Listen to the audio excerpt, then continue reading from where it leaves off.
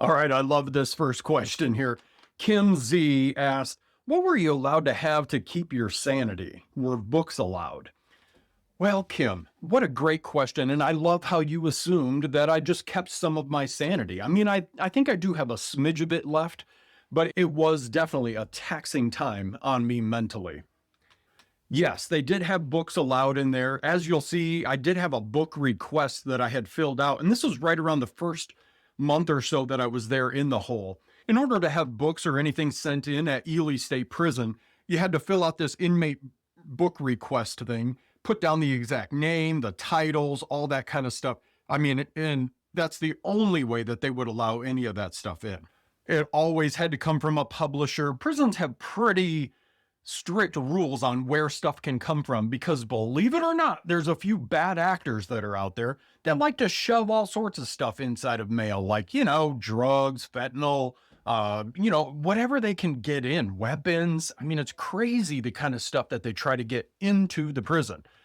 So that being said, yes, they did allow books. They allowed a bunch of other things, but you do have a process that you have to go through in order to get that stuff approved.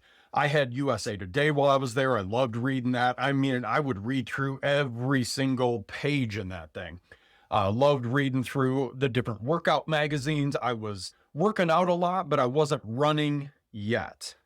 So I'll let you know when I started running in my whole prison experience, but I wasn't, in solitary confinement, you really have no room to run. My cell was 84 square feet. I'm 6 feet wide and 14 feet long, and I've got a toilet, a bed, and a desk in there. So yeah, there wasn't a whole lot of running going on, but I did wear the soles right off of some of my shoes from walking so much. You have a lot of pacing time. Sitting down is bad for you. And what else can you do in the hole? You're just sitting down. You're either sitting down looking at something, sitting down reading, laying down sleeping. It just gets old after a while. It's a lot of sitting down. So, you do what you can. And so, yeah, the books and stuff like that were definitely a big help. The other things that were good were the correspondence courses. Like I was a student with Crossroads Prison Ministries. Loved doing that because I knew I was going to get once a month, I was going to get a letter from one of my mentors. They were going to speak some love and encouragement into me. And I loved that. I had another Bible study that I was doing as well.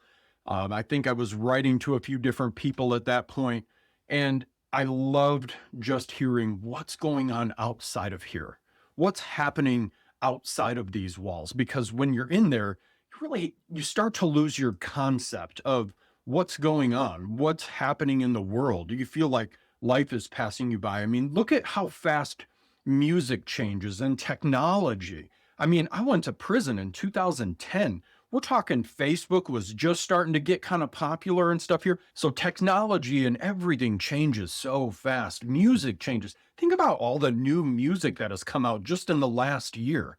Now imagine being down for 5 years or not having access to a CD player or a TV or anything like that for a couple of years. And think about how much has changed. And so that's what people in solitary confinement are going through. And they know that in the back of their head. They know life is continuing to go. And I'm sitting right here. It's like you're suspended in animation or something. It's crazy. It's the craziest thing. The other thing that really helped me keep my sanity was definitely doing those crossword puzzles, the Sudokus, all of that stuff. There was like this whole activity sheet that was in the back of the USA Today. Loved doing that. My mom would always send me Sudoku puzzles. Loved doing those things that engaged my mind.